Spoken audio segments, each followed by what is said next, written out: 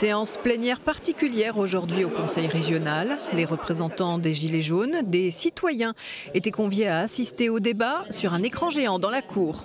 On va écouter un petit peu ce qu'il va annoncer pour nous.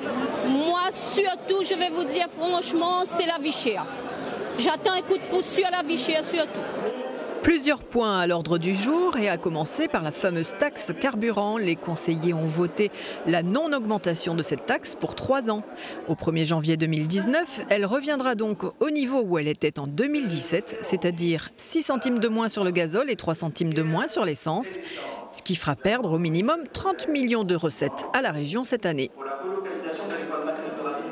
Donc il faut bien que les Réunionnais comprennent qu'il n'y a aucune augmentation donc à partir de maintenant donc de la taxe sur le carburant. Et puis le deuxième bloc sur lequel nous avons eu à nous prononcer et à débattre aujourd'hui avec l'ensemble des élus, c'est sur plus de démocratie, plus de transparence et la possibilité à travers le Conseil ou le comité consultatif citoyen ou la charte de la transparence et la charte de la transparence permettent finalement à ce que les Réunionnais soient davantage concernés, impliqués dans les décisions qui pourraient être prises par la collectivité régionale. Ainsi, les élus ont voté le cadre, le principe de ce comité consultatif citoyen.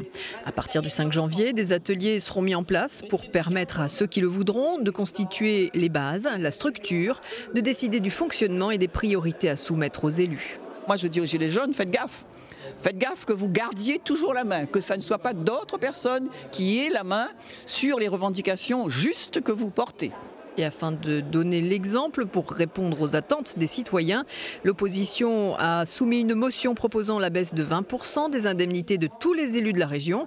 Une requête encore très loin de faire l'unanimité. En revanche, là où les élus sont tous tombés d'accord, c'est sur le vote d'une aide à la reconstruction pour les petites entreprises pénalisées par la crise.